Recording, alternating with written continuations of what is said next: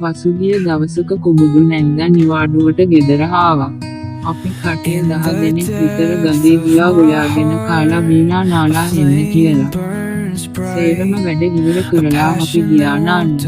නනා ඉන්නවාට එකපාරම ඇවිත් කුමුදු නැන්දා වතුර යටින් මගේ මල්ලිව අත ගෑවා. මම ඇහුවා කුමුදු නැද්ද මේ මගේ මල්ලිව මිරිකන්නේ? හරි තාලු පුතා කෑ ගහන්න එපා.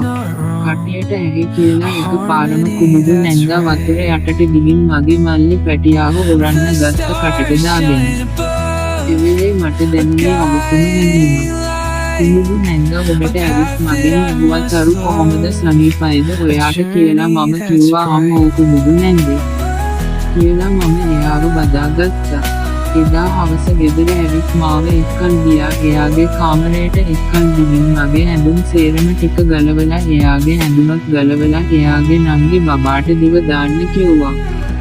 එයා මගේ ඔළුවෙන් අල්ලගෙන කකුල් දෙකෙන් හිර කරගෙන එයා හයියෙන් කෑ ගැහුවා. එකපාරම මගේ මූණ පුරාම දොස් අම්මෝ නැන්දට මෝල් වෙන පාර මාව වඩාගෙන මගේ මල්ලිව හොරාගෙන ගියා. අනේ නැද්ද මට ඉන්න බෑ.